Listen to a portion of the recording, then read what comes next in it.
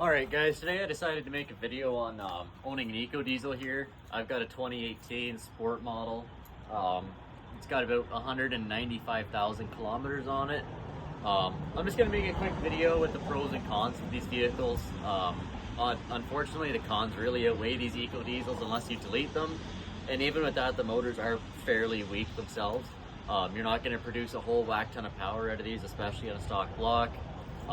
If you bought around the 2018 era as well with the 8-speed transmission, you're not going to enjoy owning that either. The fuel economy is horrible for me, at least. I drive mine mostly highway. I get, if I'm lucky, and this is in kilometers again, not in miles, I'm lucky to get maybe 500 kilometers per tank. And overall, it's a very big maintenance upkeep with this truck. So off the start, I'm just going to say, if you're young buying a Ram because it's cheap and you decided to Google this or YouTube this video just to see what you think about owning one, don't do it. It's unless you can get by very well at the moment with insurance payments and other like food and payments, other stuff like that. Don't buy one of these eco diesels because they are quite an investment. If you do buy one, especially now being 2025, you're going to find these things a lot higher in the mileage on them, which means there's going to be a lot more carbon buildup with the EGRs. There's going to be a lot more wear and tear on the motor, and overall you're going to be lucky to see around 200,000 kilometers out of these nowadays. I'm lucky with mine. I bought it off of a one-time owner. He was a mechanic, so it was freshly oil sprayed, very meticulously maintained. Mine's currently not deleted due just to the retail value in Canada, or Ontario at least, where you can't sell deleted vehicles. It's just a burden for me. So with that being said, we'll jump into this here. This is my truck, and sorry, I'm not very good with camera work, so I'm just gonna do what I can here. But anyways, mine's got some modification to it. Very, very bolt-on, nothing crazy in the least bit. The nice thing about buying one of these trucks, besides the fact that it comes with the eco diesel and some of them come with good transmissions, mine's got the 8-speed. It's not great at all. Again, could be gearing, but anyways, a lot of the times you do get nicer interior with these Dodges. That's a bonus. With that being said, there are also a lot of electrical problems that you will run into. I've ran through a very, thankfully, minute amount, very small amount, but these trucks are notorious for electrical problems. I keep mine very, very meticulous and updated, but it's no different than your common Ram. You still have your 4-bolt or your 4-link suspension style in it with your 4-coil around.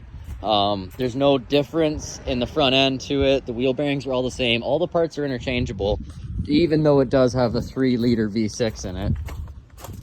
But it might be different. I think it may be a 3-liter. I can't remember off the top of my head. But anyways, we'll just pop the hood here. So real quickly with these things, so far what I've ran into for the biggest expense, and I've had to pay for it twice now, is the DEF injector. The injector tends to plug up on it, crystallizes, and it's very brittle as it is because it's a very light plastic. With that being said, it is quite expensive to replace. I had to do that and my heater, which ultimately led up to about $1,200 in repairs. And then I was looking at roughly about another $500 to $600 in other expenses with it.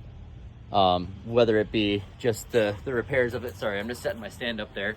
But anyways, with that being said, the biggest thing with these trucks, if you are going to buy one, insure yourself to have, I would say, at least $3,000 to $4,000 set aside Canadian to get these deleted, because it will make the truck last as long as it can. With that being said, don't buy one without it being and put that money aside. Don't buy one without it being safety. I don't know what it is in different provinces or even within the States, but parts for these are not cheap still, even though they are starting to look at older Dodges. This one's an 18 and it's starting to show its age, right? But the rules have gotten stricter in 2025 as of April now. So again, nothing about owning one of these is cheap, unfortunately, and due to the age now, they are starting to rust away. I will show you mine quickly.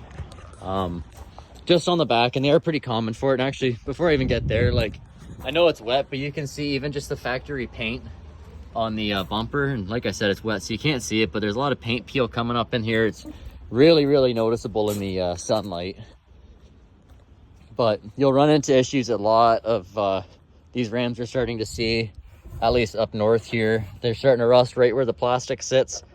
and it seems to be inevitable. I've oil sprayed this thing throughout my time owning it, and like I said before, it was owned by a mechanic that took meticulous care of it. But yeah, all in all, I would say on these eco diesels, I've owned this one officially for about a year and a half now, and I've put about 7 grand of work into it between alternators that cost around $900. 2 of those, no matter what, when I'm driving long distance, it always goes into battery saver mode. Alternator overheats. Seems to just be a common problem that I'm having. Not sure about anyone else, but that's to be, I mean, Googled and whatnot. Steering on these parts is not cheap when it does happen, and it will happen. You're going to be looking around 2 grand for when the electric module goes on the steering. It showed signs on mine. Thankfully, I was able just to get away with getting my U-joint cleaned up down there on the steering shaft. That saved me. But all in all, you're going to be looking at quite an investment. Like, it's not just a quick buy truck and drive it. It constantly requires maintenance, and when it gets bad, it's really fucking bad with these things, it seems. But anyways, I hope this video helped. Moral of the story is, unless you really are sitting on a nice pile of money, in which case I wouldn't buy an eco diesel, that should be the only time to purchase one, unless you're extremely mechanically inclined with OBD readings and being able to do wiring and electrical work. That may be the only time that it may be all right to buy one if you're less fortunate with income. But with that being said, mine's been a money pit. I am looking to get rid of it. Unfortunately, it's a great looking truck and a nice truck to drive, but they're just too expensive to own, in my opinion. But that's again just mine, and I do most of the work to it myself. I try to, but there are things nowadays with Dodge's OBD systems that you just can't tap into with a common code reader. But anyways, hopefully this video helps someone out there, and enjoy your day.